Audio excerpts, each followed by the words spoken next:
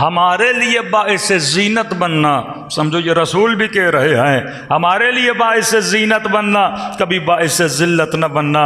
اگر کوئی تمہیں دیکھے تو یہ کہے جب علی کا ماننے والا ایسا ہے تو اس کا مولا علی کیسا ہوگا۔ تو یہ ہمارا کردار ہے، ہمارا اخلاق ہے، جس کو ہم نے کردار حسینی بنانا ہے۔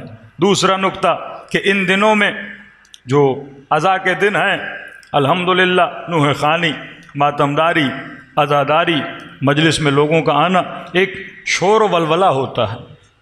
شور بہت اچھی چیز ہے، ماتم بہت اچھی چیز ہے، نعرہ مارنا بہت اچھی چیز ہے، نام رسول، نام خدا بلند کرنا بہت اچھی چیز ہے، لیکن اہل علم فرماتے ہیں اگر شور میں شعور نہ ہو، شور شعور کے ساتھ ہونا چاہیے، اگر بغیر شعور کے بندہ شور کرے اس شور کا کوئی فائدہ نہیں ہے۔ دیکھیے کئی اسلام کے مخالف ہیں نا، وہ بھی شور کرتے ہیں، ادھم مچا دیتے ہیں، لیکن اس میں کوئی شعور نہیں ہوتا۔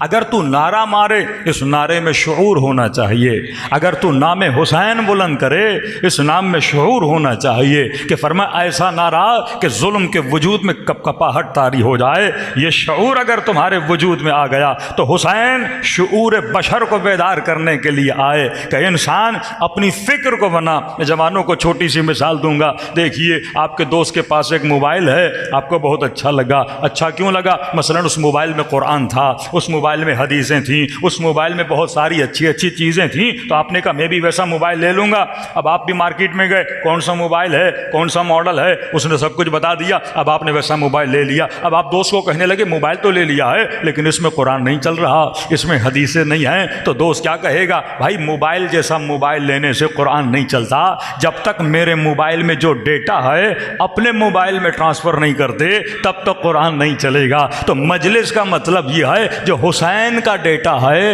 اصحاب حسین کا ڈیٹا ہے، وہ مومنین کے ذہنوں میں ٹرانسفر کر دیا جائے۔ ہاں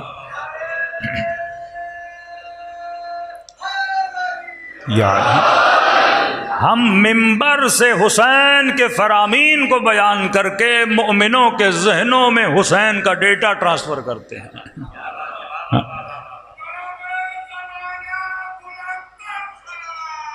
اللہم صلی علی محمد۔ دیکھیے ایک تو ٹیکنالوجی کے حساب سے کیبل چاہیے ہوتا ہے، بلوٹوتھ کے ذریعے، کیبل کے ذریعہ ڈیٹا ڈالا جاتا ہے۔ یہ جو کلمات آپ سن رہے ہیں، کلمات کی تو کوئی ویلیو نہیں ہے، الف بے تے کی کیا ویلیو ہے؟ ہاں یہ جتنے لفظ بول رہا ہوں الف بے تے ہے۔ اب آپ کی توجہ الف بے تے پہ نہیں ہے، آپ کی توجہ مفہوم پہ ہے جو آپ سن رہے ہیں۔ تو لوگ کہتے ہیں اہل بیت کا کام کیا تھا لوگوں کے لیے، مقصد خلقت اہل بیت یا انبیاء کیا تھا؟ اللہ یہ چاہتا ہے ایک باطن ہے، اس باطن کو ظاہر کیا جائے۔ اب ہمیں غیب کا نہیں پتہ، باطن ہے، علوم الہی کا ہمیں نہیں پتہ، باطن ہے۔ خدا قرآن کے لیے کہتا ہے کہ یہ مکنون ہے۔ مکنون کی مثال بالکل اس طرح ہے جس طرح آپ نے زمین سے پانی نکالنا ہے، کئی سو فیٹ آپ نے نیچے جانا ہوتا ہے۔ ایک پہاڑ سے آپ نے کوئی معادن نکالنے ہیں تو پہاڑ کو کھودنا پڑتا ہے۔ کہا یہ کتاب مکنون ہے، اور اسے وہ جانتا ہے جو راسخون فی العلم ہیں، جنہوں نے رسوخ کیا علم کے اندر۔ پھر کہ لا یمسہ الا المطہرون ہیں، اور راسخون کی نشانی بھی کیا ہے؟ وہ پاک و پاکیزہ ہیں۔ تو اہل بیت یا انبیاء صاحب علم پروردگار عالم ہیں۔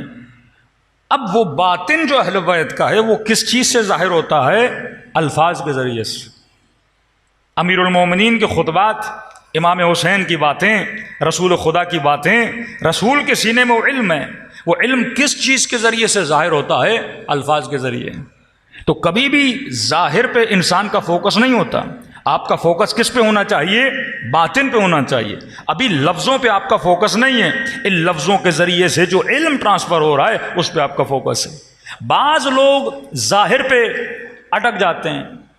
اب شیعہ مثلاً علم اٹھاتے ہیں تو ہماری مراد ظاہر نہیں ہے، ظاہر کو دیکھ کر ہم باطن تک قوم کو پہنچاتے ہیں کہ علم کو دیکھ تاکہ تجھے عباس کی وفا یاد آئے۔ ہاں کبھی تابوت نکالا جاتا ہے، اہم وہ ظاہر نہیں ہے، تابوت کو دیکھ تاکہ ذہن کربلا کی طرف منتقل ہو کہ مولا یا لیتنا کننا معکم فافوز معکم، اے کاش ہم کربلا میں ہوتے تو حسین کے جنازے کو تشریح کرتے، کبھی گھوڑے ان جنازوں پہ نہ دوڑائے جاتے، کبھی بہترامی۔ ایک حسرت کو انسان پورا کرتا ہے کہ اگر اس امت نے نبی کے جنازے کی بے حرمتی کی تھی تو مولا اگر ہم ہوتے تو آپ کے جنازے کا کیا کرتے؟ احترام کرتے، تشریح کرتے، تابوت کرتے۔ تو ہمیشہ آپ یہ بات یاد رکھیں، جب آپ کربلا بھی جاتے ہو تو آپ کی پوری نظر صرف ظاہر پہ نہیں ہونی چاہیے، باطن پہ ہونی چاہیے۔ آغا قرائتی بہترین جملہ فرماتے ہیں، فرماتے آئے مومن جب ذریعہ حسین کو بھی پکڑو تو نگاہ باطن پہ رکھا کرو، یہ سوچا کرو کس امام کے دربار میں آئے ہو اور اس امام کے دربار میں کھڑے ہو کر اللہ کو اس امام کا واسطہ دے کر تم نے مانگنا کیا ہے۔ کئی لوگ جاتے ہیں چھوٹی چھوٹی چیزیں مانگ کے آتے ہیں۔ آغا قرائتی سے کسی نے پوچھا آپ ہی بتائیے ہم جب حسین کے دربار میں جائیں تو اللہ سے کیا مانگے؟ انہوں نے کہا جب حسین کی زری کو پکڑو تو خدا کو حسین کا واسطہ دے کر حسین سے خدا کو مانگا کرو،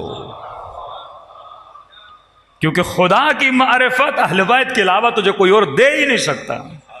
جب علی کے دربار میں جاؤ تو علی سے خدا کی معرفت مانگو۔ اگلا جملہ بڑا پیارا فرمایا، اور فرمایا کہ جب مصلی عبادت پر بیٹھو اور رب کے دربار میں سجدہ ریز ہو جاؤ تو پھر خدا سے حسین کو مانگا کرو۔ حسین سے خدا مانگو، خدا سے حسین مانگو۔